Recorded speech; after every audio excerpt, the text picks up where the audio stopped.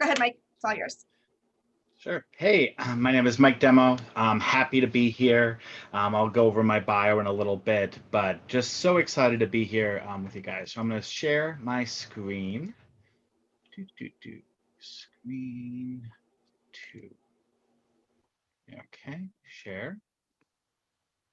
Cool. So I believe that's working. Awesome. Yes, we see it. Cool. So this is called Invoicing AU, Getting Paid WordPress Tools and Making Happy Clients.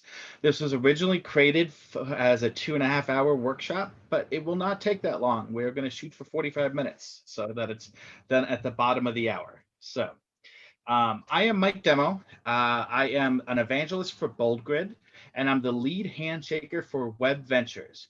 What are those two companies, you may ask? BoldGrid is part of InMotion Hosting and has about 14 different WordPress plugins, including WeForms, which was created by the wonderful team at WeDevs and then we've since adopted it and taken their wonderful code and expanded it. And it works great with all the other WeDevs product that Michelle is an ambassador for.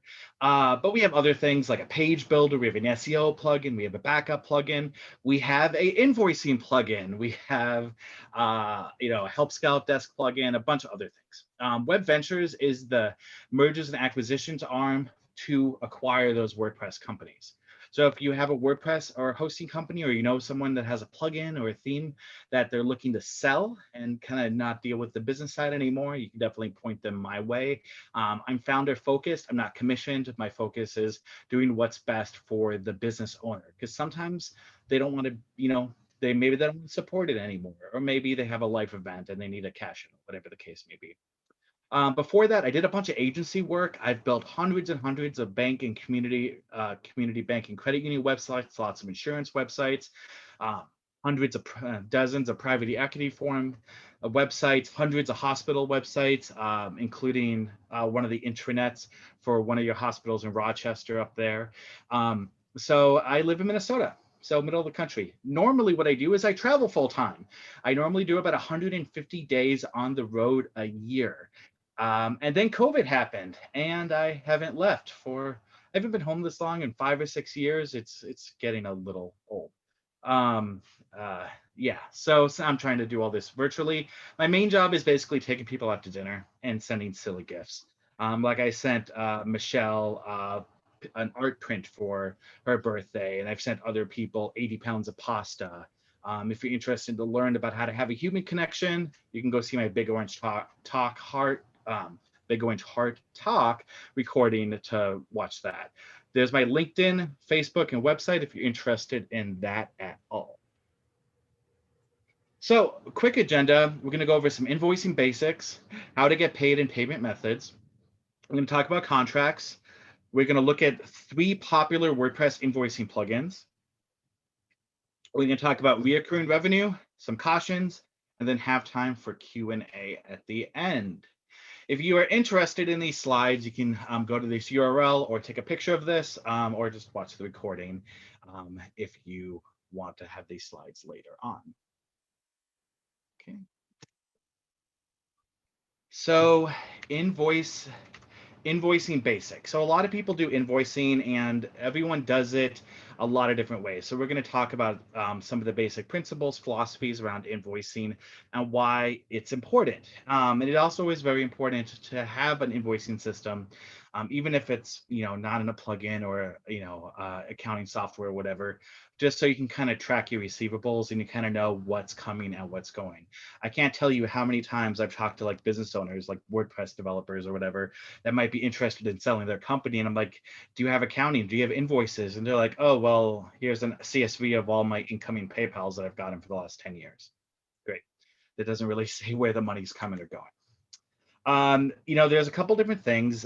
There's estimates versus quotes. Some people, and then you have invoicing as top of that.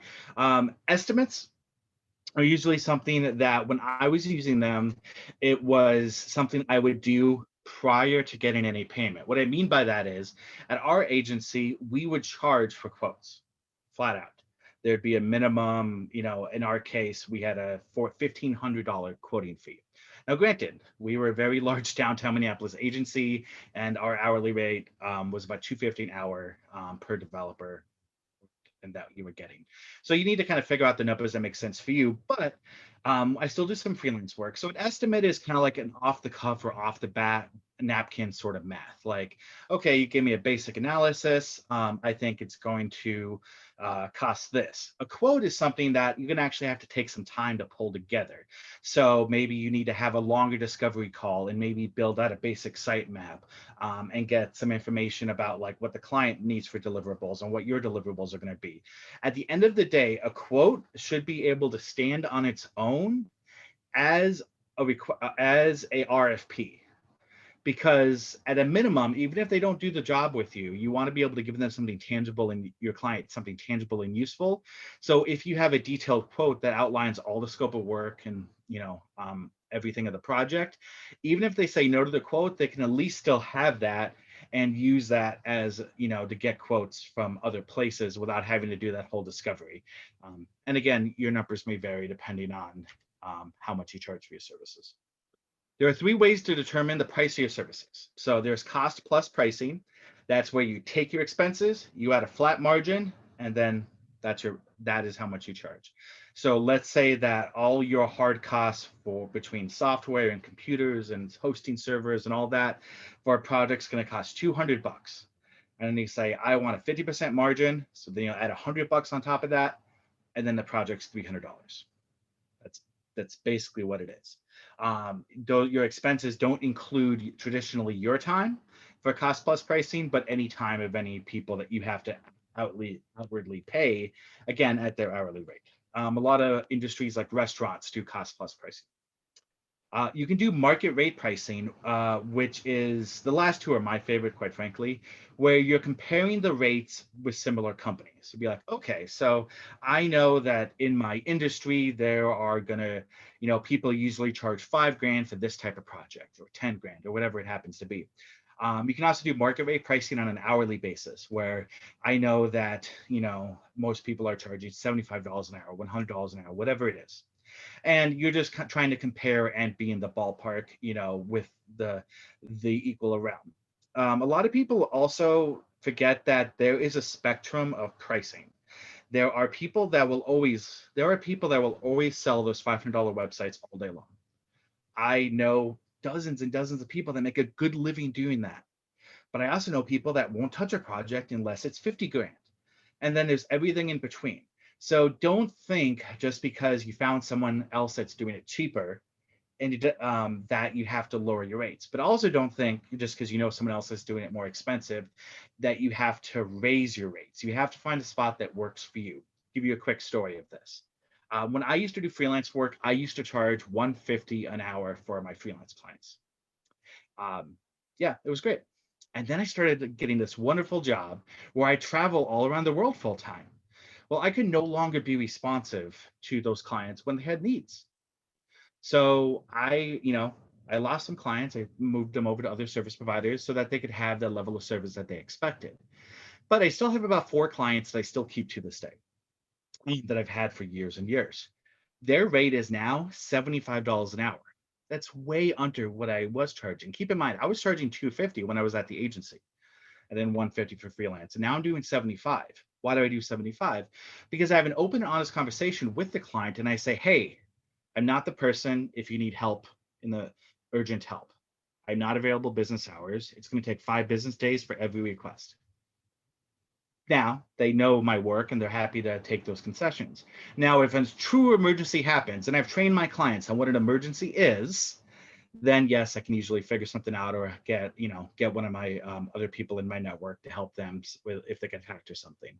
But we have an arrangement that works for us. So when I was trying to do that still at $150 an hour, people had a different level of expectation. And to be fair, probably rightly so. If I'm paying $150 an hour, I want to get a response in maybe 1 business day, not 5 business days. But that just wasn't what I was able to do. So again, there's always going to be all this people for all the spectrum. A lot of people might have seen that Automatic on WordPress.com is now doing custom websites, and they're starting the price at like $3,500 or something. And they're like, they're going to steal all our business. No, they're not. Keep in mind, 99% of the people that want websites from us, they don't care about WordPress. They just care about a site that's easy to use. I have clients on Shopify. Use the best tool for the job. But at the end of the day, there are very few people that are going to start their search at WordPress.com. They're buying your expertise, your local vendor if you're selling locally, and they were recommended by you or whatever the case is. So don't be scared that so and so stealing my business or Fiverr.com stealing my design business. There's always going to be a full spectrum of people that are willing to fill every available price. It's no different than 10 years ago, 20, 15 years ago, when I was using PHP Nuke. People are like, why are you using PHP Nuke? Why would you let the client edit their own website? Same idea. People thought WordPress was going to take away business, and it has a little bit, but again, it's the DIY market. We're not going after that. You want to sell your expertise. And then last but not least is value-driven pricing, which I will talk about that. Value-driven pricing, basically, you pay, the client pays based on the value they get from it. So this is something that takes time to figure out. So it's kind of like commission, but it's not like a straight percentage. So let's say, for example, you're building a sales funnel for a client, and you say, okay, how many leads do you get currently? Okay, I got 100 leads currently, in my get a quote form. If this is the client, they're like, okay, great. And then like, how many of those convert? Do the math, and then you can say, okay, well, if I can help you either get more quotes at the top or get more people to convert, based maybe by doing some validation, making sure that we're targeting the right people, how will that mean for you? And I've actually had conversations with clients, and I say, if I can prove to you every dollar you give me, I give you $1.50 back, how many dollars will you give me?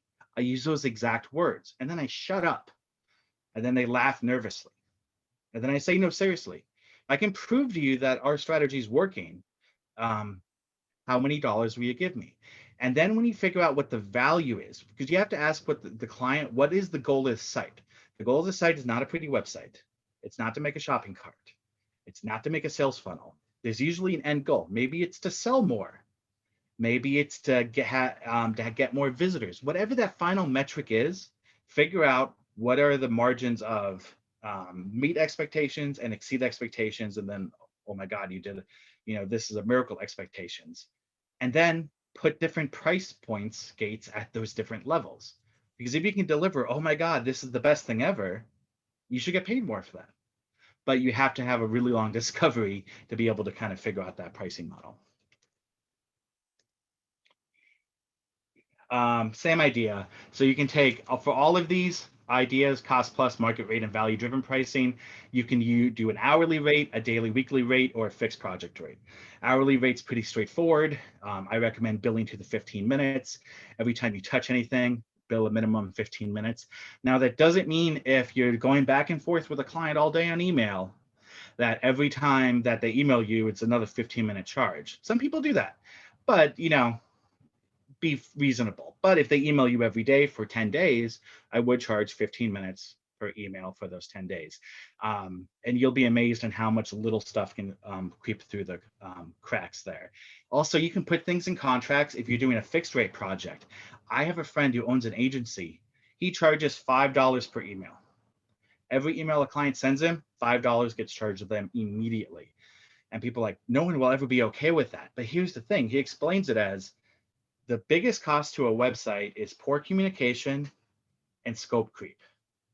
And how many times have you had a client just email you things, or multiple people in the company emailing you conflicting information, or you ask for content, but you don't get all the content? If you charge $5 per email, that client's going to make darn sure that that if they email you, it's probably going to only be one person internally that's going to email you, and they're also going to make sure that it's an important email. So when they work on change docs, it's probably going to be a single change doc instead of 35 single emails of little things they just found. If they send you content, they're probably going to make sure the content's there. And he's never lost a client over it. So again, these are things you got to kind of think about to protect your time. Daily, weekly rates are good as well. If you have to travel, you should charge at least a daily or weekly rate. And then I recommend charging half time for travel days. Get a deposit. Don't do any work without a deposit, period. I don't care. Just don't do it. For my freelance clients, they pay hourly in advance. If it hits zero, I stop working until they do another deposit of at least another 20 hours. Period. I just no work without a deposit, and make sure your payment schedule is clear and concise. Don't hand over any final files off your servers until you get that final payment. Because even though websites are protected like other creative assets, once they're on someone's server, it's going to be really, really hard to take that back. And I know people. There have been multiple times where web developers have like used a CSS kill switch to turn off a website for a client who didn't pay, or they turned off their hosting, or something, or changed the DNS. You really need to make sure you talk to your attorney, because depending on what state you're in or what country you're in, you can be charged for the loss of income when that website has been down.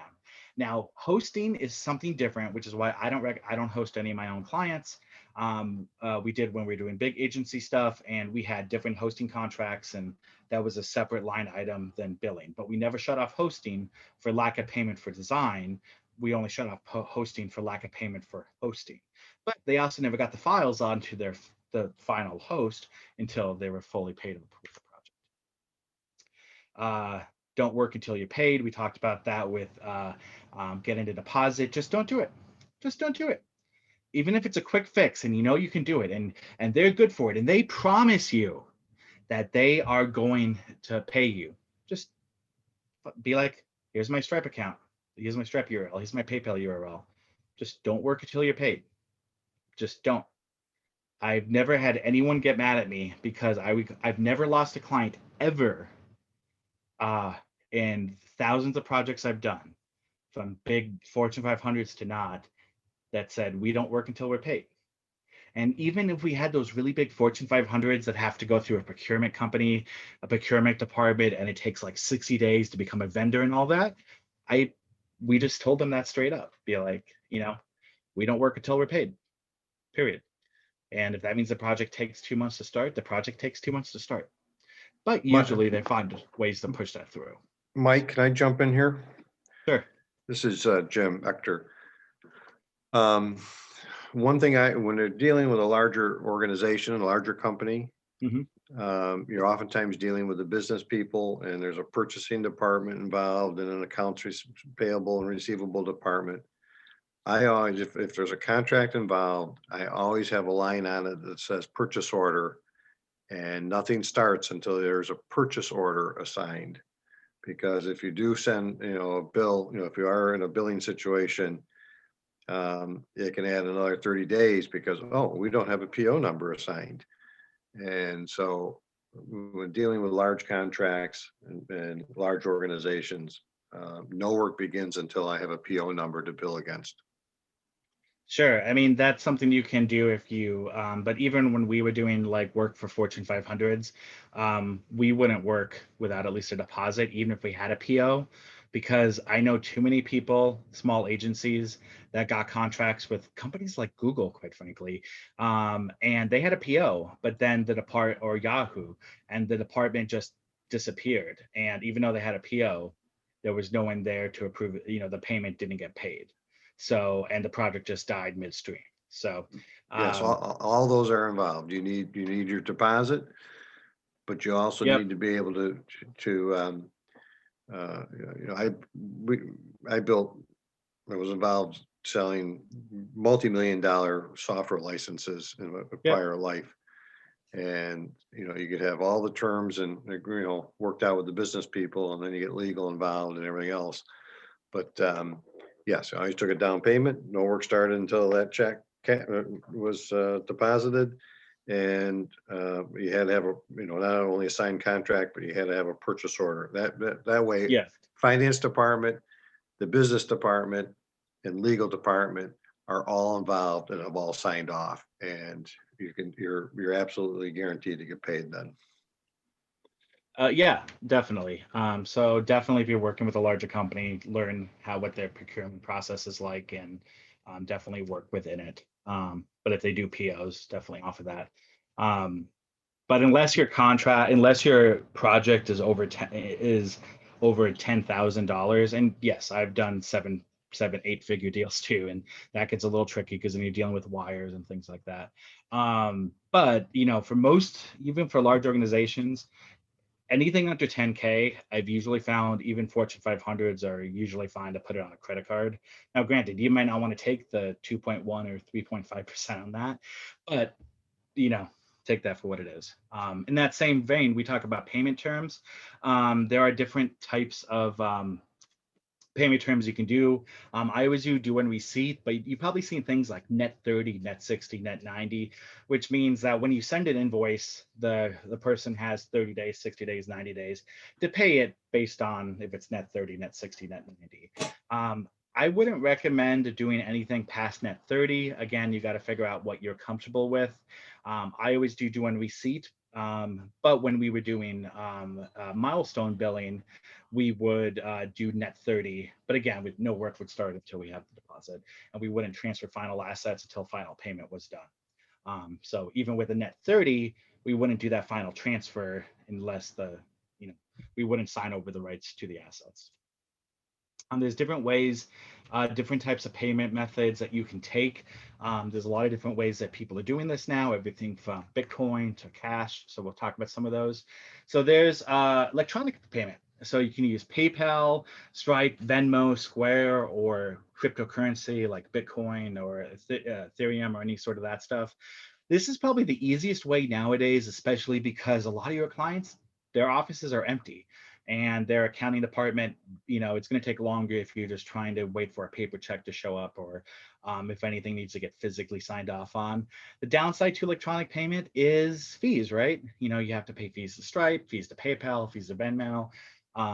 You don't pay really, you even have to pay fees for some cryptocurrency exchanges depending on what wallet you're using. But even if you're not, it's just a pain, in my opinion, to accept payment in crypto. But to each your own.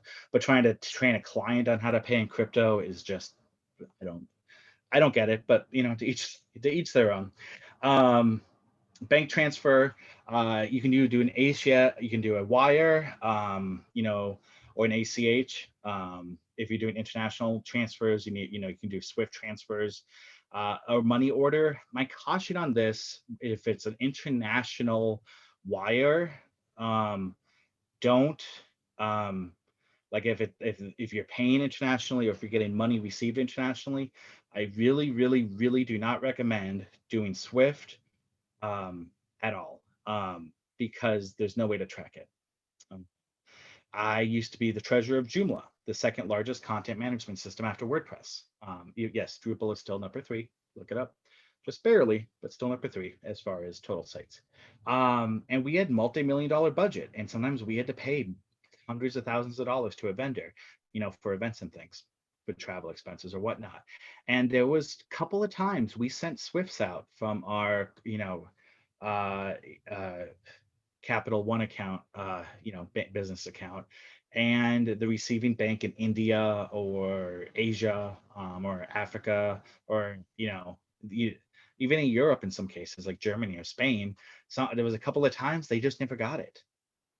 The most common reason for that was, someone would give us a wrong SWIFT code, or they would give us the wrong account number. But there was a couple of times the payment was lost.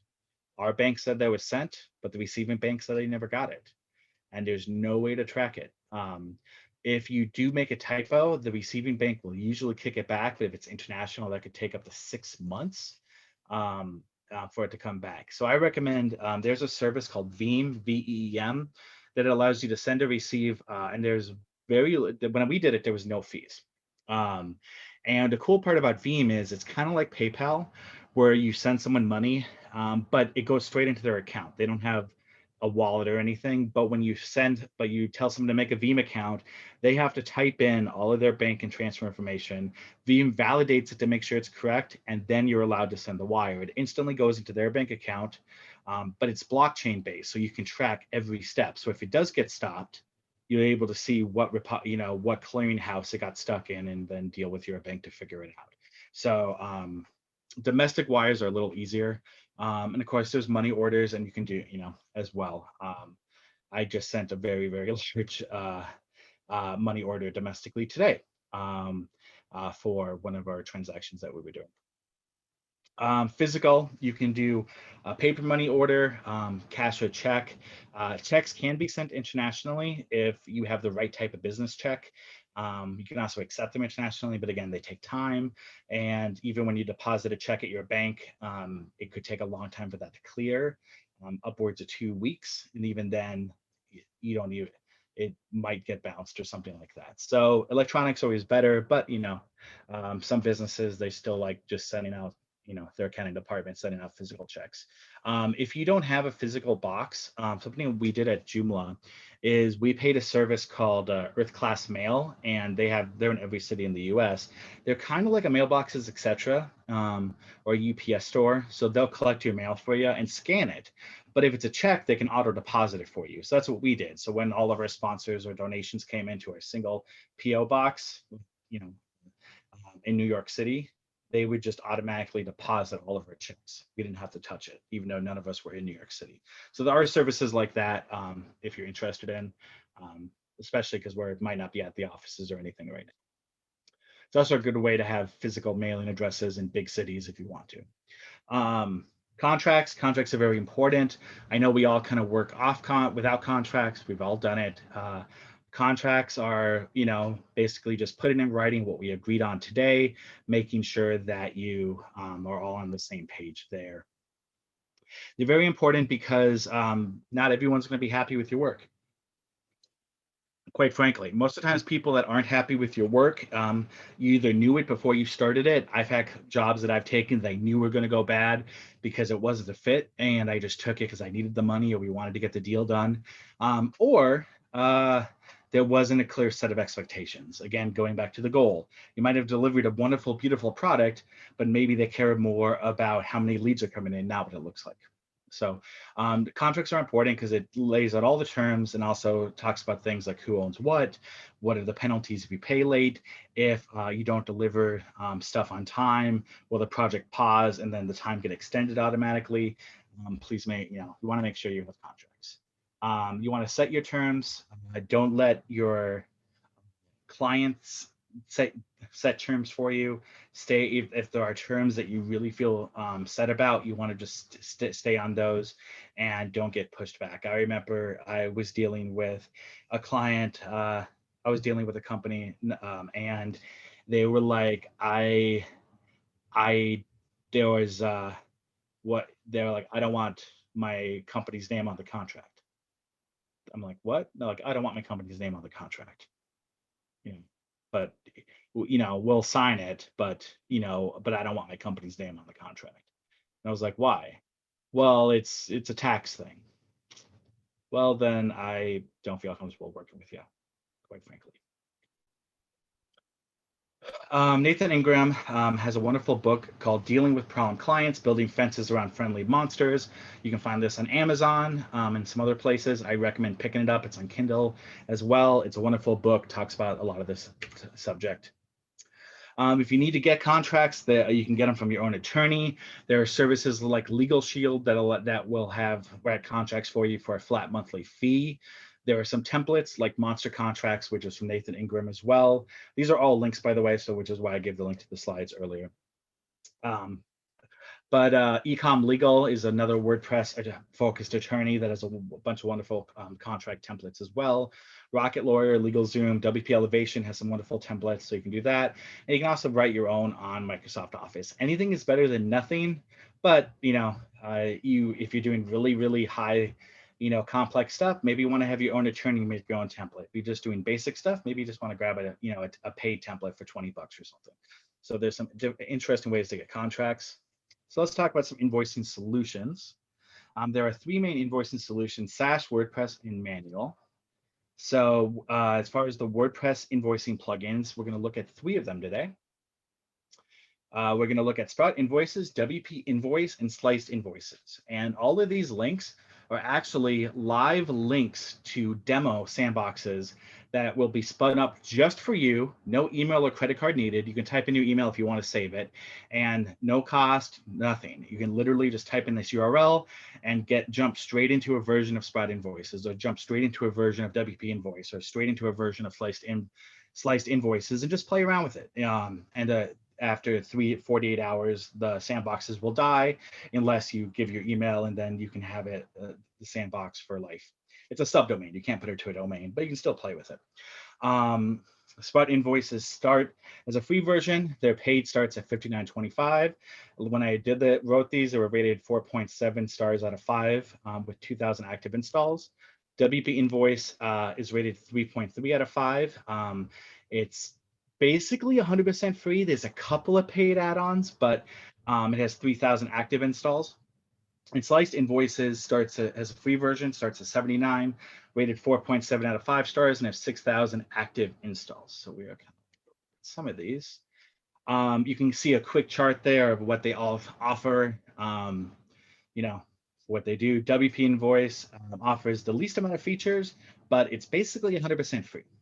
Sliced Invoice is kind of that middle ground, and Sprout Invoices has a lot of other features there. But again, just because our company owns Sprout Invoices doesn't mean it's the only option on the block. Check out the sandboxes, figure out what works for you.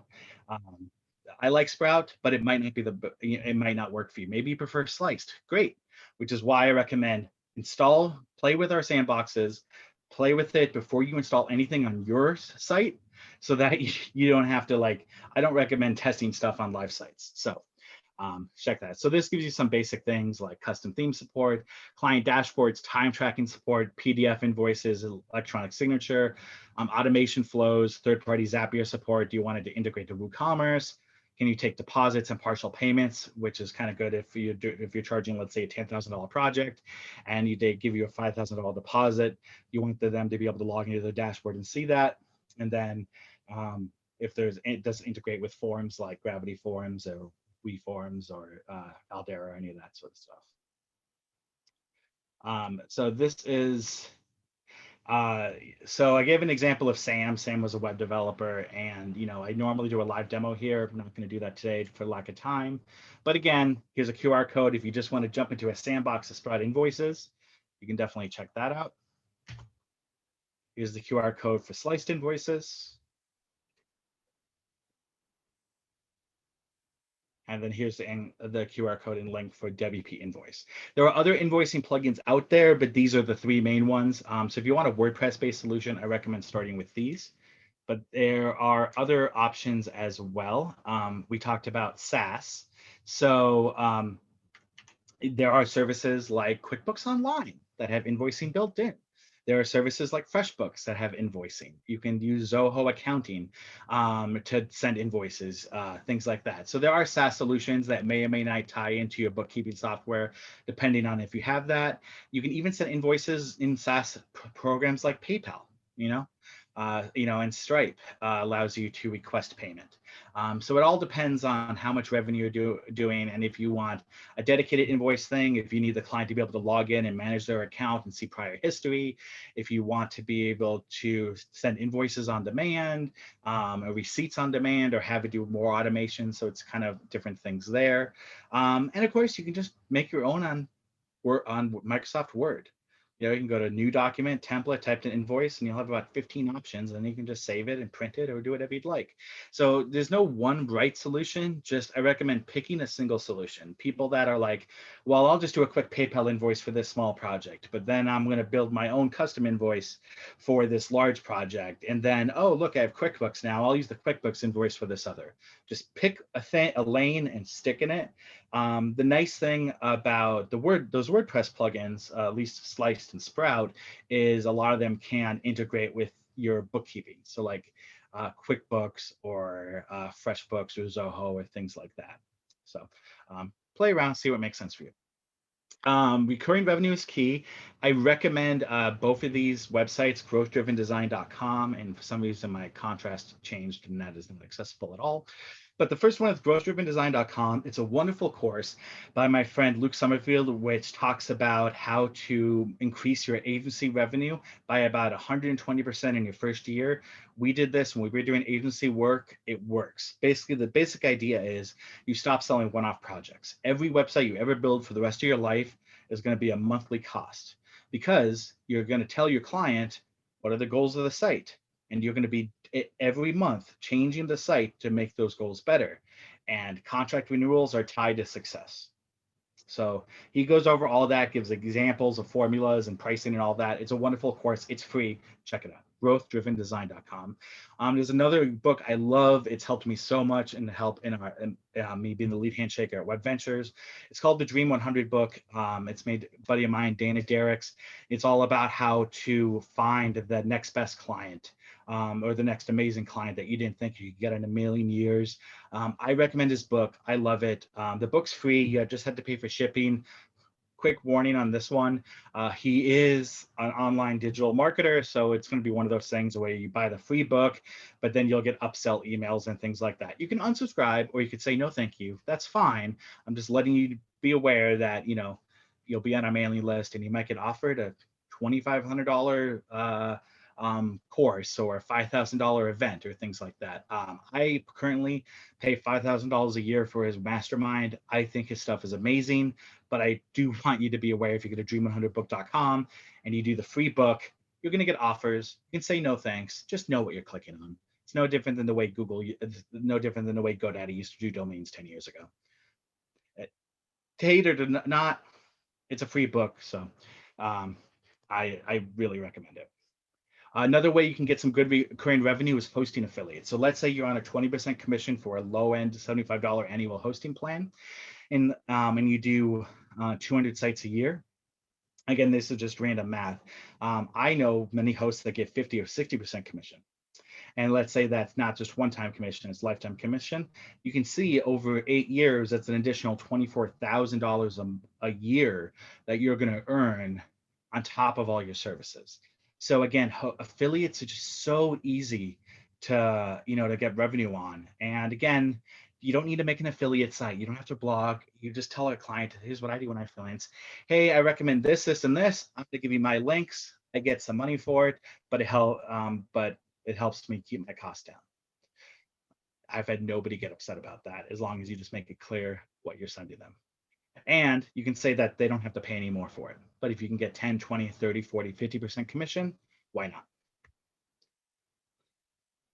not? You also want to think about referral acquisition costs. So many people talk about how much does it cost, like what's my purchase acquisition cost or client acquisition cost.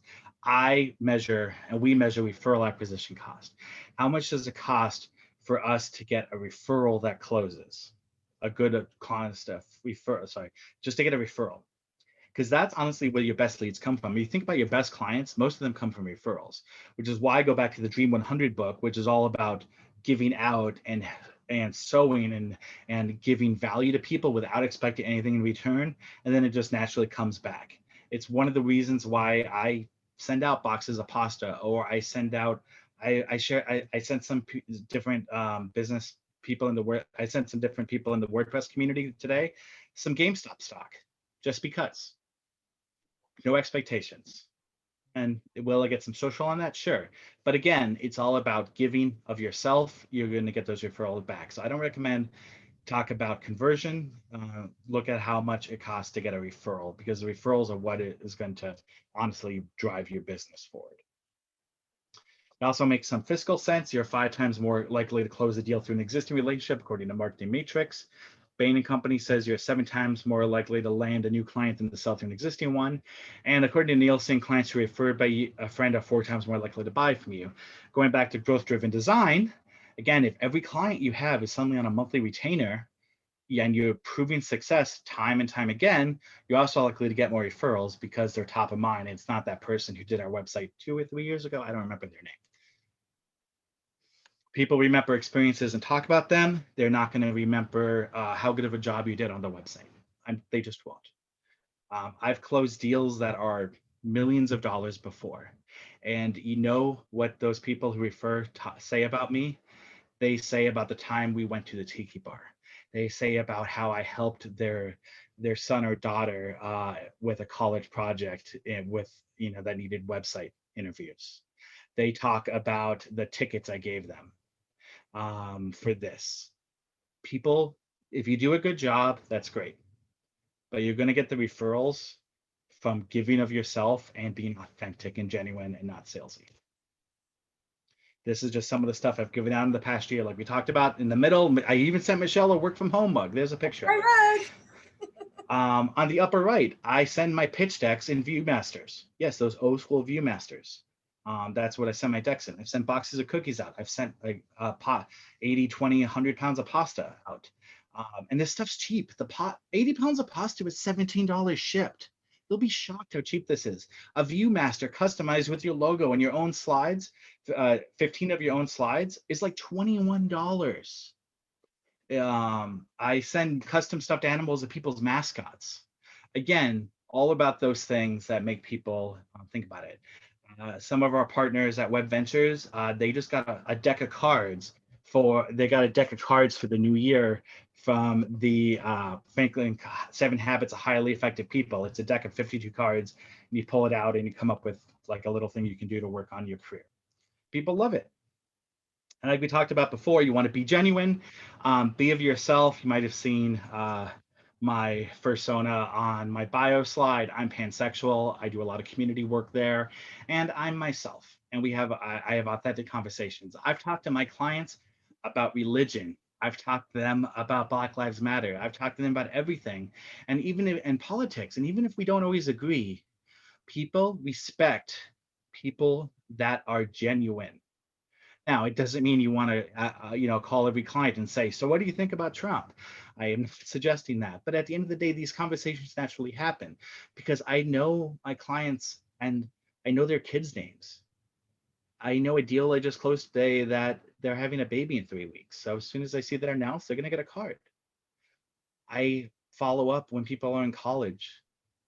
That's the type of stuff that people are going to remember because people remember experiences and talk about them. So with that, if you want to go to my blog, mikedubbo.com, you can see a blog post I wrote about this called Do We Make an Impact? And a couple of cautions that I want to talk about. Don't use a kill switch. Do not take down any live content of your client, period, unless you talked with an attorney and you know what you're doing. I know too many people that have lost their businesses or have been sued because they were fighting over a $200 bill. Just don't. It's not worth it. There are collections out there when, if you need to collect, there are companies out there that will do it for you or software. There's some software called Debt or Daddy, which will automatically tie into QuickBooks and will collect your debt automatically. You can send postal mail, have an attorney write a demand letter. Legal Shield is one of those companies that will do it for free if you're a monthly member. And call, and again, just have the people that are paying these are people too. Their accounts, their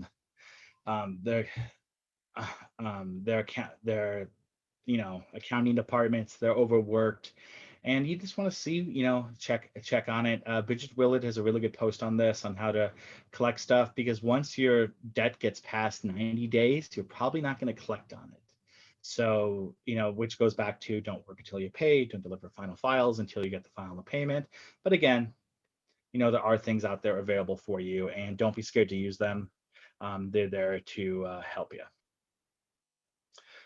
Linus, one of the creators of Linux, said, in real open source, you have the right to control your own destiny. Don't let anyone say to be successful, you have to use Elementor, or you have to use Divi, or you have to use Give, or you have to use WordPress. There are so many ways to complete a project, and you want to do what's best for your client and what you like working in. Now, I do recommend that you, expand outside of your boundaries. If you only make WordPress websites, maybe you want to check out Squarespace. Maybe you want to check out Wix. Does it mean you're going to suddenly sell clients on that? No, but the market changes quickly. For the about 12 or 13 years ago, 14 years ago, Mambo was the largest content management system on the planet. They were winning an award in Vegas for being the open source project of the year. That same weekend, the entire core contributor team quit the project and started Joomla. Stuff is fickle. Do not put all your eggs in one basket. See what else is out there. And at a minimum, if you go to, let's say, a Drupal camp, you'll meet someone who doesn't want to touch WordPress, and you can give them your Drupal work, and they can give you your WordPress work. Plus, half the talks are marketing based anyway, and they're agnostic. Let's be honest. marketing talks or accessibility talks at a high level. It's all the same stuff. Yeah, the implementation might be a little different, but you'll get a lot of value by going outside your comfort zone. I really believe that. And that is the end of my talk. Thank you. That's awesome. We're going to move into accessibility in a few minutes, but I did want to give like 10 minutes if we can, if anybody has any questions for Mike before we let him leave and go on to the rest of his evening, and before Trevor and Marianne talk to us about accessibility. So are there any questions for Mike this evening? And I have a question. Okay, Michelle, go ahead. Okay. So at the beginning, you mentioned not tracking your finances in Excel. Do you have? I know you talked about some of the invoicing solutions, but what do you recommend for expenses? Sure. Are you a freelancer or are you incorporated, or like as a corporation? Freelance and just Okay. small. It's just on the side. Yeah. So what I highly recommend for freelance is a tool called Keeper Tax, Keeper Tax. It is the best thing for freelancers. It's $10 a month. I will actually, whatever, it doesn't matter. It's $10 a month, and what it does is it links to your bank accounts, and automatically you say what type of work you do. Like, I'm a designer, I'm a web developer, I'm a photographer, whatever, and it automatically finds deductions for you. Like, I used to only claim about $2,500 a month in business expenses for my freelance, and my freelance isn't big; it's 5 clients. I do okay, but now since I've been using Keeper Tax, I'm gonna open it up on here. And it's easy. Like, every time you do a transaction, you'll just get a text saying, was this for business? Yes or no. And you say yes or no. Links to PayPal, whatever. So in 2020, it saved me $13,588 of tax savings. And in 2021, I've already saved $375. So for expense tracking, Keeper Tax, and then you can export that to Excel and everything.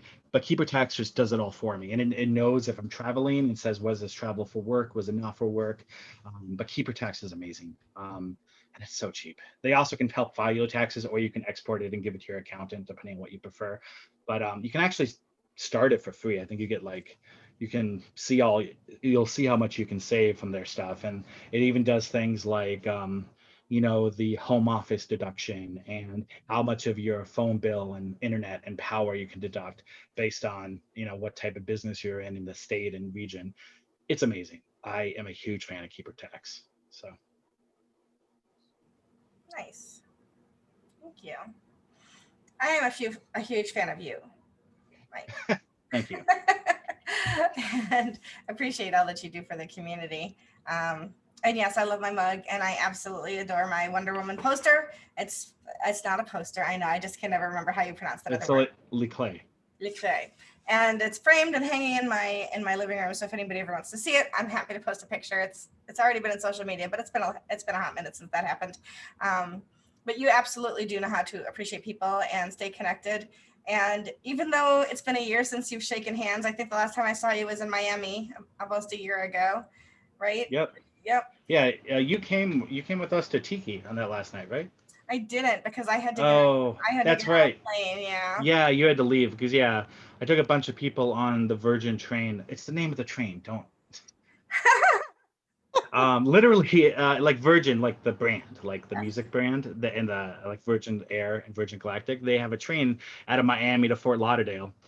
So I got a bunch of WordPress people, first class tickets, and we all went to the Manakai, which now it closed for COVID, and now it flooded in the water burst. So it's been open for over 95 years, and editing going out of business, and it's been family owned. So we have shared many meals together over the years, though. So. We have. I remember distinctly in Boston going to go see a movie at midnight. That's right, we did.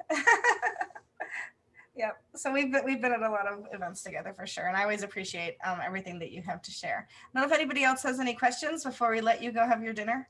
I'm assuming. Yeah. So. That was great. Thank you very much. Pleasure. Yeah, thank you. It was great. So, and we will post the video out for the whole evening. It might not be tonight. I have a bunch of stuff to do tonight, but sometime tomorrow I'll get it posted up on YouTube and share that out over social. So if anybody's interested in seeing it more, replaying it, And then I'll also get that link from Mike for his slides, and I can share that in our Facebook group and on our Meetup as well. So we'll get all that together. Mike, thank you very much for being here. I really appreciate you. 17. Thank you, Mike. Thank you. Thank you. You're welcome to stay for the next hour, but I understand if you don't want to. Yeah. Thanks. Bye. No, Bye. yeah, no offense. I was working on that really, really large deal since early this morning, and I haven't eaten, so I have to. Yeah, you deserve to go. Bye. Bye. Oh, that's awesome. He's such a great guy. He really is, and he always has so much to share. So I'm going to turn it over to Marianne and Trevor.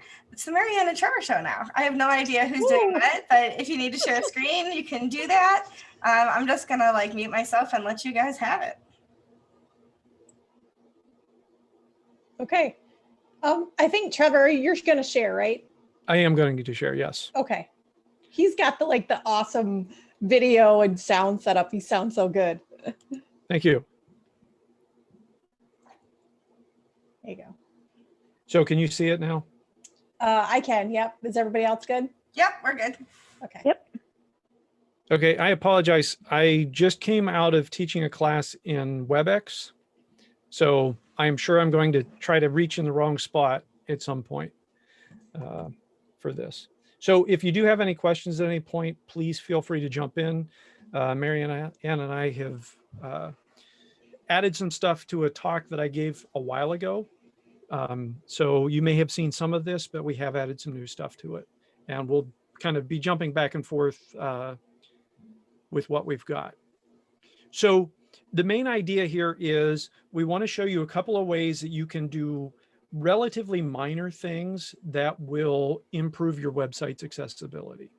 And there are a ton of people who fall in the categories of some type of impairment, anything from small motor things to vision problems to hearing problems, and so on.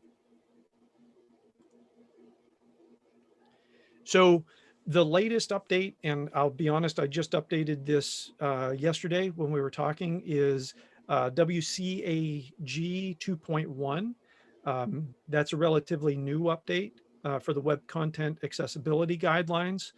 But it basically comes down to what they call the pour method. Not pour like not a lot of money, but pour like pour things out. You want to make sure that your website is perceivable, that it's operable, that it's understandable and robust. And hopefully you would be doing that regardless of whether you were thinking about accessibility or not. You want people to be able to see what's going on in the website. You want them to be able to do what you want them to do on the website, and more importantly, what they want to do on the website. You want to make sure that it makes sense, and you want to make sure that it meets those conditions in several different ways. So one of the things that Apple is infamously famous for is multiple ways to do the same things. So there are multiple ways you can turn up your headphones. There are multiple ways you can turn down your headphones. There's multiple ways you can get to changing your settings. And you want to make sure that you have that kind of built into your website. And so what we're going to talk about today are maybe not all of these, so that we stay within a reasonable time frame, but we want to talk about how you look at your images, how you look at your links, some contrast, some color type things, and so on throughout. So the idea of accessibility is you do it up front so that you don't have to go back and do it later. So I'm not going to try to pronounce his last name, but if you've ever been in any type of learning situation, if you're familiar with accessibility, you've probably heard of Morton. The idea is you make things accessible, then you make it fancy, and make sure that the fancy doesn't break the accessibility. A lot of people, you think about physical barriers of some type. The steps to the Capitol, not to get political, but the steps to the Capitol are difficult to get up. They're pretty, but it's difficult. In fact, when the ADA the Americans with Disabilities Act was coming into play. A lot of people were saying, oh, it's too much, we don't have to do this. They actually brought in people, put them on the Capitol steps, and tried to get up the steps to get into the Capitol. And all of the senators and representatives who had to walk around folks who had wheelchairs, that left the wheelchairs at the bottom of the steps and tried to get up, suddenly started to realize that, hey, maybe we should think about these types of things before we build the building, rather than after the case. So if you're doing this with your website, you want to make sure that you build the things that we're going to talk about into the website early, so that later on you don't have to go back and change everything at the end. Okay, so like I said earlier, there are lots of different types of disabilities, everything from hand disability, tremors and things like that, to vision impairment, to hearing impairment. You can see the percentages of the population, and you might be thinking, well, that's not very many, that's not a very high percentage. But if you take 7 billion people, obviously they don't all have access to the internet, but you can be looking at a large number of folks. So it turns out that's about 15.5 million users of the internet that are affected. And this doesn't count folks who their arm's in a cast or anything like that. This is a picture that I took of my phone out in the sun, and you can see it's very difficult to read that. You can imagine if you didn't have a high contrast website, it would be even harder to read in the sunlight. So these are the steps in my house, you can see. And when we first moved in, we only had this rail on the right-hand side. We didn't have the rail on the second side. The first time my mother-in-law came up to visit, we were asking her what she thought of the steps. And she said, well, it'd be nice if there was a grip on the other side, because she was going up with one hand on the rail and the other pushed up against the wall. So we went back and had our, the guy who had built our house a year or two before that, came back in and put in a second rail. My mother-in-law has since passed away. And when she was alive, she had only would come up to our house for maybe a week or two a year. I'm the guy that uses these more often every year as I go up and down the steps. In the morning, not quite awake, trying to make sure I don't fall down the steps, I use both sides. Going back up at the end of the day, I use both sides. Something that I wouldn't have thought to put in for myself, but now I use all the time. And the same thing goes for cutouts in sidewalks. The same thing goes for making the text a little bigger on your website for older folks. And I now have multi-vision glasses, which I didn't have when I started to build websites. I was going to add that our population is aging as well. So we are going to start to be serving folks who are a bigger population that is in the older demographic. So building sites with, adjustable text and, that kind of thing, really simplifying things that can help with accessibility as well. Just to add on to that. Yep, definitely. And, we're all getting older. I'm not quite as old as my mother, but I'm getting there. And so there are different things. I always say to myself, I put this picture of the urinals in, and I was going to say something crude. I'm not going to do that. But this is actually a picture of the urinals at St. John Fisher, where we normally had our WordCamp in person. Originally, these lower toilets were put in for little people. If you had a certain number of toilets, one of those had to be at a lower height. There aren't a whole lot of kids that come through St. John Fisher, but there are times when they will rent out the space and all the kids can use that lower toilet that was never intended necessarily for kids. It was intended for little people. Okay, so some reasons that you might want to think about improving accessibility is, the kind of don't be an asshole type of things. You basically be kind. You make it a little bit easier for everyone to use. You're being nice with it, and it's just generally the right thing to do. There are some selfish reasons. Eventually, you're going to have to do this. It is not mandated quite yet federally, unless you happen to work in something that does business with the government or in some type of education. But it's going to save you time down the road. It's going to cause less headache later. And it will also help you avoid legal issues. So this is kind of an old story.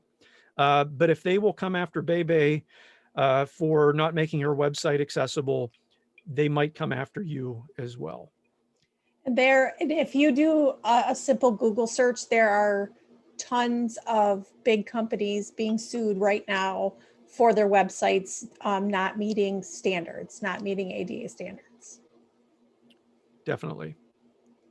And there are some things related to that. There are people who are just out to make a buck, but there are also people that really that's the only way to get people to do it sometimes. You go after them. I've just been watching Manhunt on Netflix. Started out with the Unabomber, went to Richard Jewell. One of the only ways that Richard Jewell could get any satisfaction at the end of the day, to get retractions and so on, was to sue for a lot of money. He was the guy who saved folks at the Centennial Park for the 1996 Olympics. And very early on, they released him as a possible suspect. They never charged him, but it basically screwed up his life. And he ended up going for legal challenges to get things fixed in that. I highly recommend both of those. And I don't get a commission for mentioning Netflix. Okay, so there's a couple of ways, if you already have a website, that you can check your actual accessibility. So let me jump around here. Okay, so I think I'm sharing my screen and not the application. Can you see this Yep. new website? Okay, Yep. Great. So basically what I did here is I went to wave.webaim.org and I typed in one of my websites. Most of the other ones I have kind of fixed up with accessibility. This is one that is kind of a side project that I've been working on. And you can see here, it gives me information. I've got 2 errors. Right now it's saying 0 contrast errors. Earlier it said I did have one. It does have an alert. Oh, I'm sorry. It's in the alert. So basically you put your website in and this will do a relatively comprehensive check. There's also a browser extension for Chrome as well. And that one's through WebAIM as well? It is. It's same tool. Yeah. Okay. You Excellent. just install it into Chrome. Okay. Oh, that's right. That's what you were using yesterday. Yep. So we were looking at this. Okay. So you can see here, it's given me a report of 2 specific errors and then a few other things going down through here. So you can actually click on these and it will tell you what's going on. So there's let's see, this icon or the element it applies to is visually hidden on your page. I can disable styles to view it. Notice here, there's this styles and it kind of puts the raw HTML without any fancy stuff in here. And let's see if I can find the icon here. Okay, so this is a search bar that doesn't say search. It just has a little icon. So this is within Divi, and Divi unfortunately isn't accessible as they think it is. And so there are ways that can be fixed, but it's letting me know that that's a problem. I wouldn't have known that without running this check. There's another empty link here. Trevor? Yes.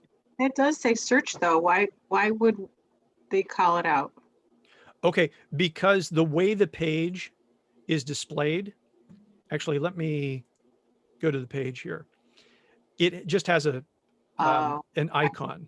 Okay, I got it. And if this icon doesn't have the specifics, then somebody who can't see the icon can't pick that out.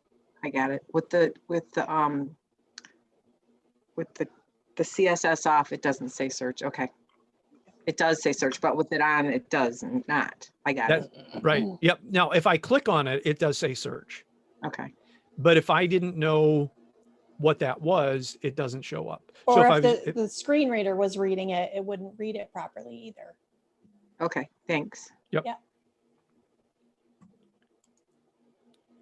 Okay, and then it goes through and there's some other problems with form controls.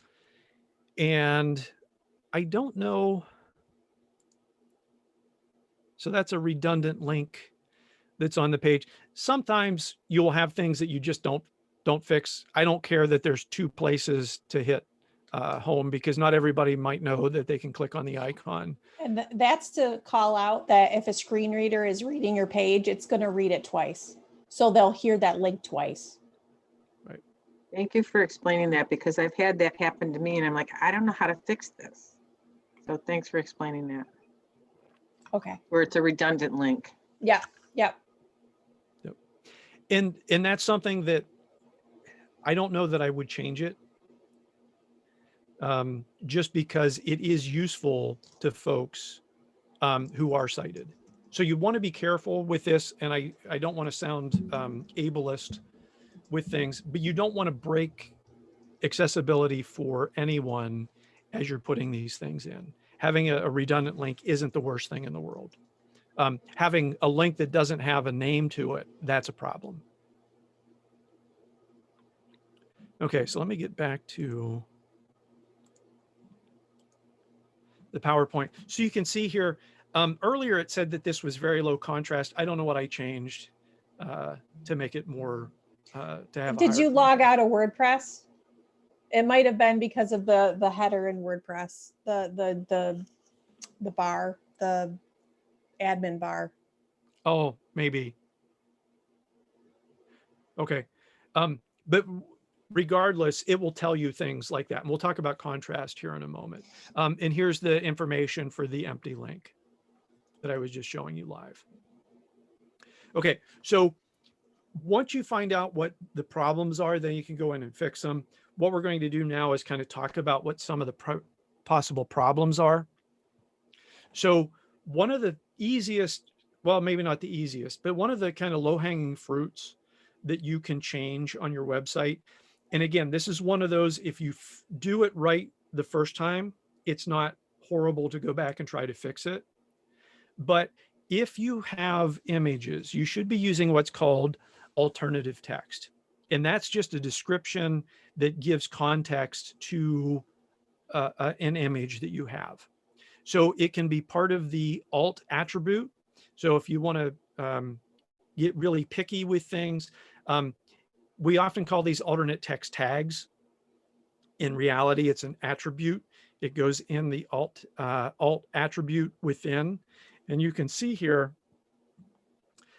now obviously this is not a web page, this is a PowerPoint slide, but you can see here in the HTML, you've got the source link, so what the image is, and then you've got this alt tag or alt attribute in here that tells what it is.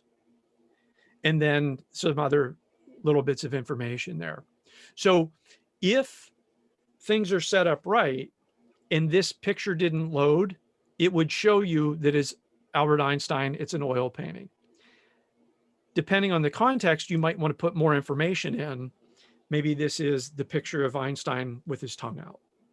So you want to put extra information in there that will help, but you need to put some minimum in so that people know what is there. And again, as a screen reader is going through your site, it is going to pick these things out and read something when it comes to that image. Okay, so you want to be careful. This is not the description. So if you go into that particular page that talks about the details, the caption is going to be displayed to everybody. So that's going to be part, we all know what captions are. That's going to be right with the image. The alt text and the description are two different things. So the description, I threw this in explaining exactly what it was, but the alt text didn't have to have all that extra information in. I didn't have to say how it was created and so on. What I want this to do when it comes to this picture on my website is say that this is a 5-centimeter ruler used for measurement. And that hopefully is enough information for an unsighted person to see. Okay, so the alt text fits in there. If you're using WordPress, it automatically pops that in. You can go in and tweak it if you turn to the visual or go to the text version. It doesn't automatically add the alt text though. So the alt text has to be a conscious thing that you do when you're adding images. Exactly. Yep. Yeah. And unfortunately, I have not found a way to get that to travel with the picture. I think the reason for that is the context will make a difference, but I would love to put a picture on my computer, bake in the alt tag, and then never have to worry about it again. But every time you put a picture in, if you're not referring to the same one on your site, you have to put in the alt text. Okay, and that description stuff just shows up on the attachment page that I just showed you, and it's an SEO thing. It has nothing to do with accessibility. So when I first started to do this, I put this type of information in the alt text, or I just put the description in and didn't put alt text in, not realizing that they're complementary to each other. Okay, so you want to avoid redundancy. You don't have to say image of, because a screen reader is going to say image and then give your alt tag. So if you say image, image of, or picture of, and so on, you're Mm-hmm. doing that redundant type stuff. And I just want to interject a little bit here. Sure. The alt text too is, try to be as concise as possible, because the person, if your website visitor is using a screen reader, they're listening to it really fast, and they just want, they take it all in as it's being read. So the more concise and clear you can be about what the image is, it's such a better user experience for someone using a screen reader. Right. Especially if you have the information in the text already. Don't just copy the stuff that's in the text and put it in the alt text, if that makes sense. So if you have a paragraph on your website that says this, this, and this, don't put that same stuff, that full same stuff into the alt tag.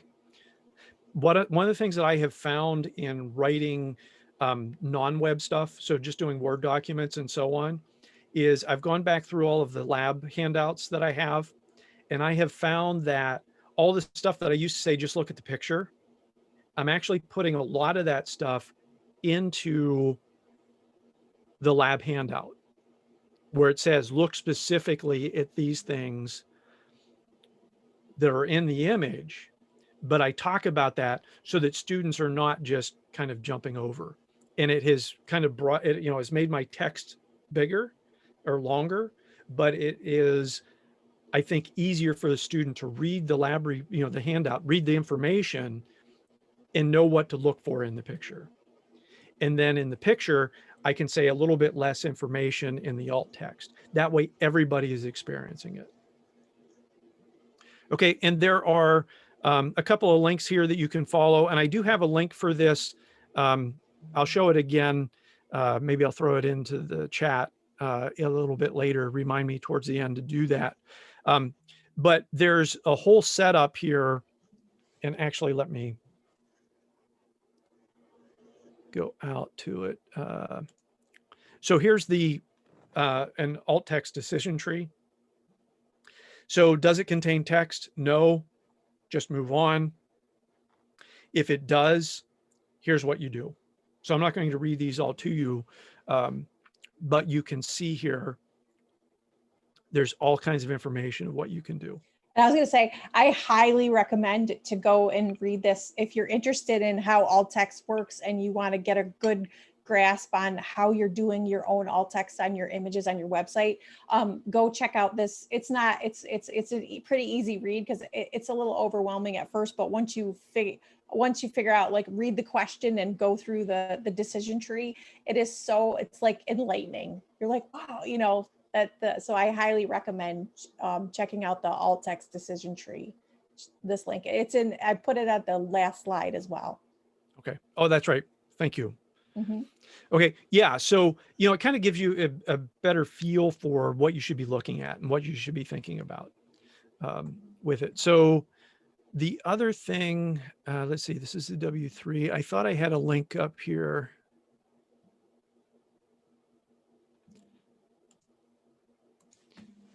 Let's see.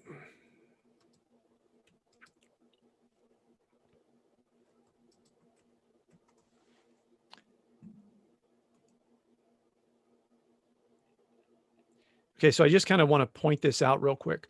So the WebAIM website actually goes through this picture of George Washington that used to be in the front of every single classroom in the United States, and goes through many different ways that you would label it.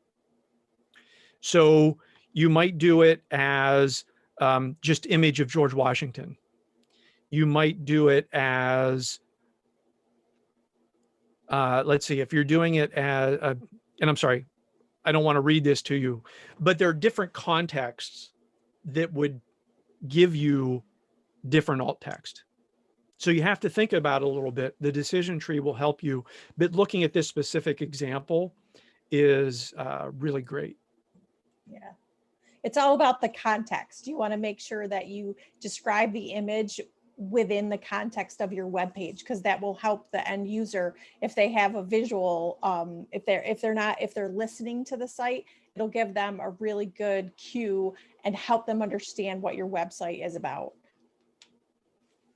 Exactly.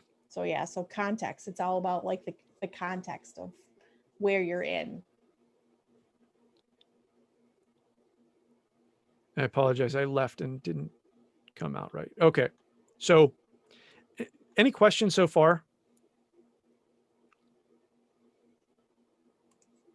Trisha had one and I answered it, but I would love, we could we could take that offline if you want, Trisha, or I can talk about it a little more at the end if you want to talk about that topic, that question. Yeah, that's fine. Okay. Okay. So yeah, so there's lots of things you can do here. And I'll be honest, this is one of those things that when I came into this, I really had no idea. When I read through these things, it's like, oh, okay, it makes sense. And even if you don't quite get it right, it's still going to be better than not having anything in there at all. Okay, so next thing I want to talk about is tags. And you can kind of see with this image that things are kind of not really structured the way you might. I tried to make this worse looking than it is, but I didn't want to spend too much time on it.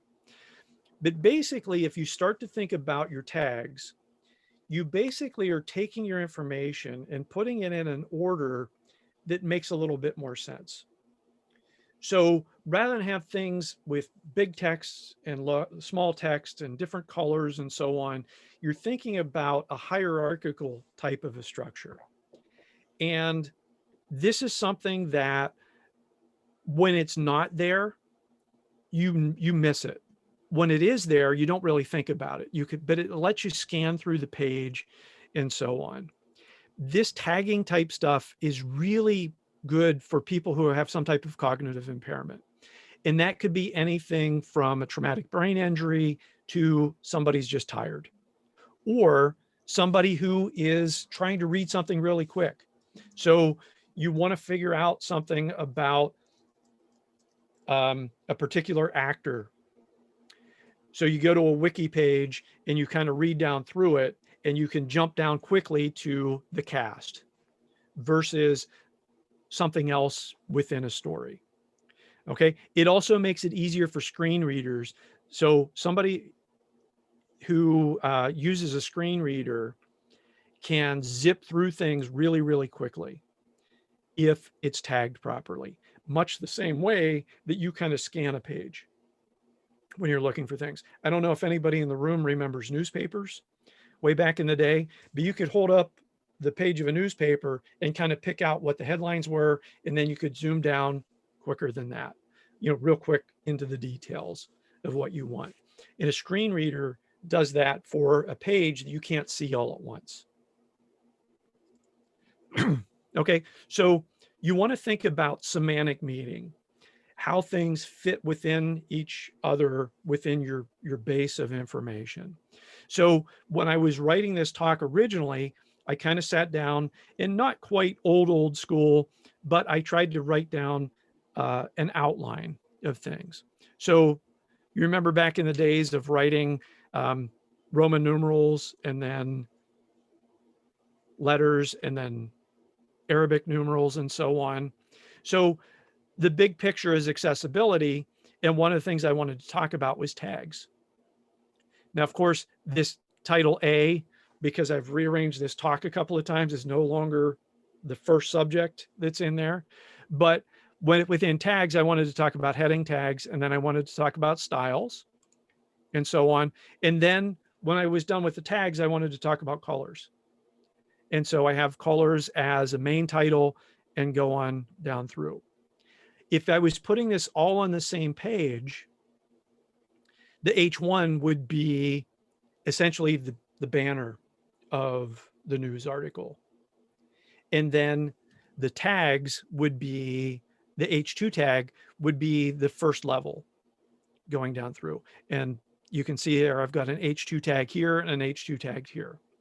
So somebody who's reading this could say, okay, I'm interested in accessibility. Nope, I don't want tags. I'm going to skip all these and go to colors and work your way down through the article. Now, with a web page, you're probably not putting the whole dissertation that you might do all on the same page, but within that, you want to put things in. And one of the things I do want to recommend or mention here that I didn't mention earlier is that everything that you do for accessibility is probably 9 times out of 10 going to help your SEO. So if you're listening to this, and I hope nobody here would be doing this and saying, I don't have any blind people using my website. Nobody, you know, I'm selling, I don't know what. I'm selling something that nobody who has a tremor in their hand would ever use. Hopefully you're not thinking that way, but if you're doing things for accessibility, chances are that it's going to help your SEO and the people who are reading your website. I mean, Okay. I'm going to interject a little bit too. I'm just going to say too, and when you're talking, you know, now when you're talking to clients or potential clients, being able to have even a simple conversation about what accessibility is, about web accessibility, when you can provide that service to them to say, I can help you make sure that, you know, your website is accessible, because that is becoming more important. It's becoming more important because of there are legal ramifications that are happening in that space now, and you can get sued for having your website not meet accessibility standards. If someone goes to your website and wants to buy something and are unable to buy it because it doesn't work with assistive technology, you know, that could be detrimental to their business. So it's really great if you can having the awareness of that it's out there, that can really help you even start a conversation with a potential client, you know, to help them, you know, just another avenue, SEO, accessibility, like all those different things that you can lay out for a client. This will help bolster that you know, that foundation for your client. Most definitely. Okay, so whenever you are setting these things up, the thing to remember here is the way it looks is more easily done with CSS. But CSS goes back to those tags. So you can set these things up completely separately from one another so that you can change what an H2 tag looks like within the CSS of your website. But you need to put the tag in correctly when you're building the website. So as you're going through in your builder, you pick out the H1 tag, the H2 tag, and so on as you're going through. It's going to give consistency. You want to make sure that you don't skip things. So the early way, or one of the ways that many people have learned about these heading tags is with Microsoft Word. And these tags are, these tags are good from an accessibility from an accessibility standpoint, but they look horrible. Well, it's very easy to change what they look like, but putting them in the right way is good. So for example, this strong, if I'm writing a paper, I might say, I want my text to look like that. And I hit that, but it's using the wrong information as far as a screen reader is concerned. So you want to be aware of that. And again, once you have the idea, most of these things are pretty straightforward. You want to make sure that you don't skip tags. So when somebody's using a screen reader, there are keys that they can use to read the H1 tags and skip to the next H1 tag. And there are keys that they can use to go to H1, H2, H3 and go down through. And just like we would look at the page and skim, that allows them to jump through to the next one. So I don't have a link to this, but there was a video that I saw that kind of really clicked this home for me. Was a blind math professor who was sitting and reading a web page, and it was just rapid fire. He was listening to 3 or 4 words from each of the tags and jumping through, getting to the part of the paper that he was interested in, or the part of the website that he was interested in. If it hadn't been tagged correctly, that wouldn't work. And some of the screen readers, I was going to say, modern screen readers do a pretty good job.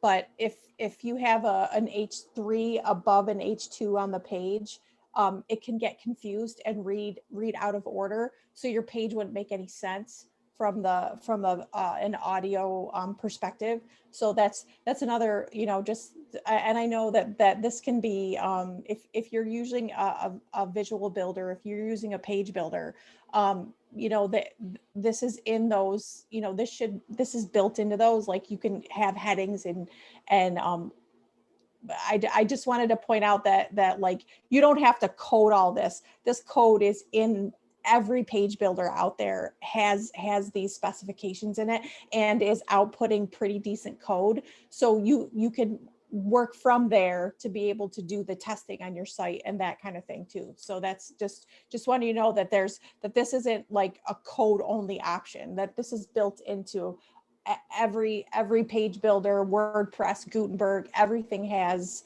all of this code on the back end. Right. And if you've ever seen here, now this is an older version of WordPress, but this spot where you have the heading 1, heading 2, you hit this in the drop down and you can make it a paragraph or you can make it a heading of type. The display that's shown, so if you're using Gutenberg and you look at these, it doesn't always look pretty, but if you're setting up these in order, the screen reader will do it well. And then you go into the CSS end of things and your typography and change things so that your H1 tags look nice and your H2 tags look nice and so on. Okay, and there's some other things that you can do, again, to give a little bit more semantic meaning. You can use these if you're getting down into the HTML, so you're looking at the text version of this. You can do emphasize text, which we would probably call italics if you don't know the background of these tags. Strong, you can do multiples of these. If you want some computer code to be shown on your website, you can hit a code bit with the tags. And of course, you'll close these on the other end and so on. So that somebody who's looking for code, you know, we've all done things where we say, oh, I need to put this snippet into my CSS file or wherever. It will show up different on the screen, but it will also let somebody with a screen reader know that, okay, now you've come to the code section for that.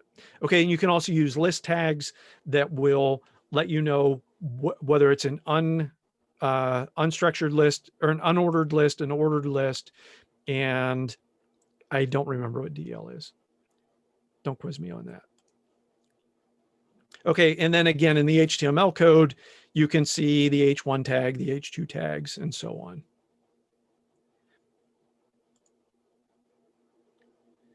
Okay, so we are getting to 8:15, 8:16, so we're definitely not going to make it through the rest of this, but let me just play this. Welcome to NVDA dialog. Welcome to NVDA. Most commands for controlling NVDA. Welcome to NVDA. Welcome to NVDA. So notice as the mouse is moving around. Commands for controlling NVDA require you to hold down the NVDA key while pressing other keys.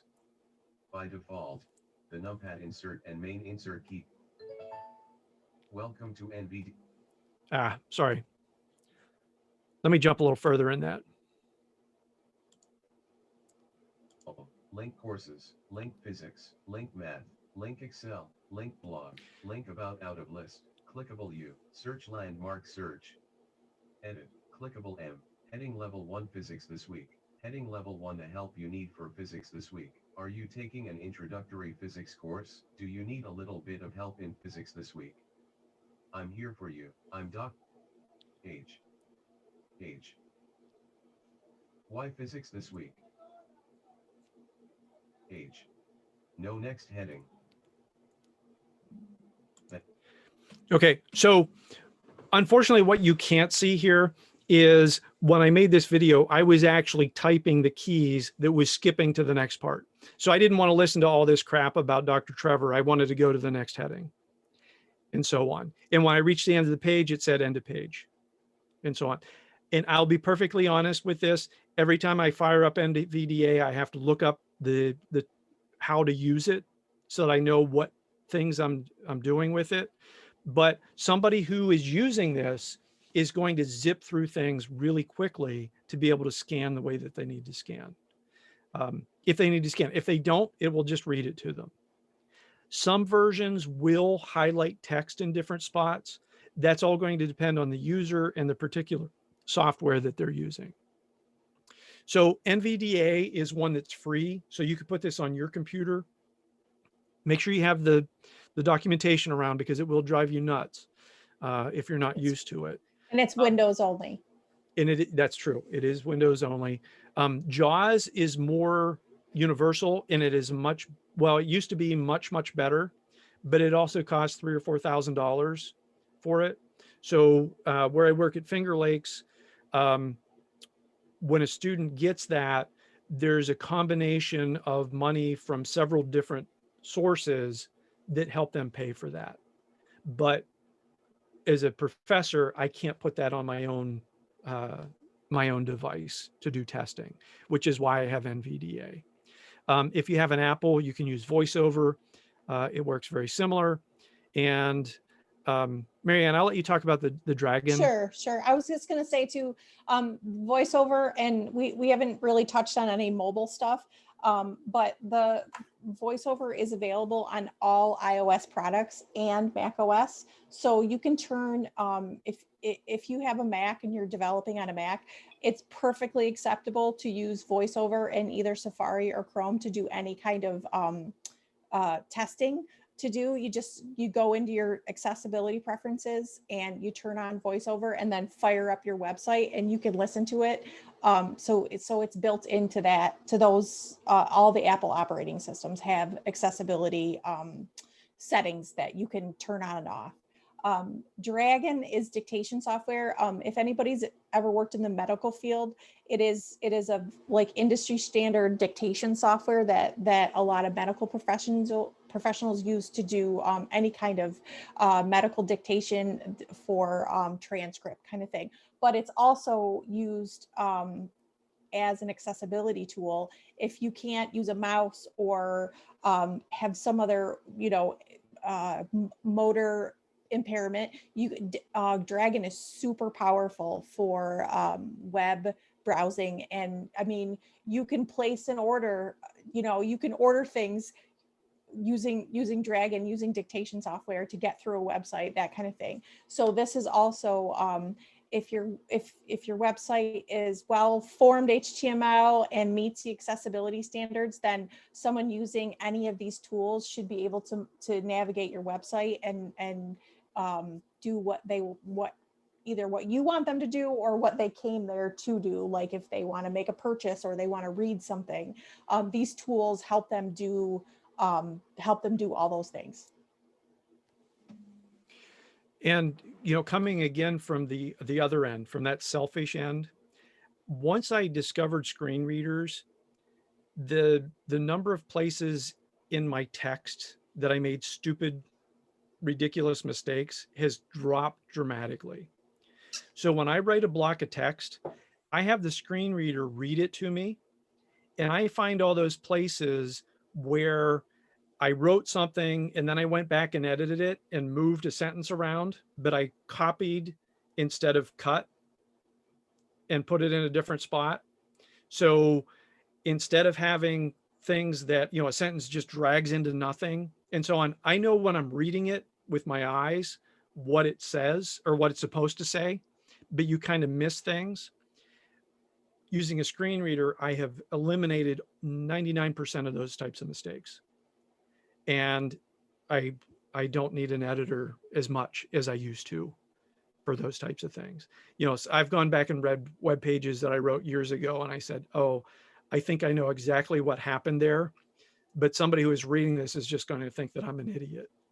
And I'm able to fix it by using a screen reader.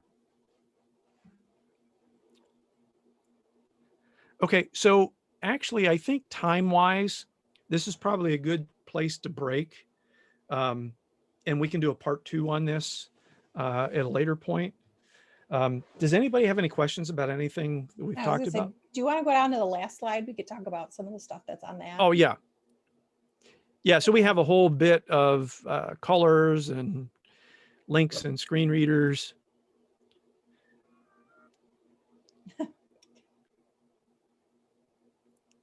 Caption your videos. Yeah, caption your videos. Check your captioning. Yeah, so I do have to show this. So this is Donald Duck in Mathmagic Land.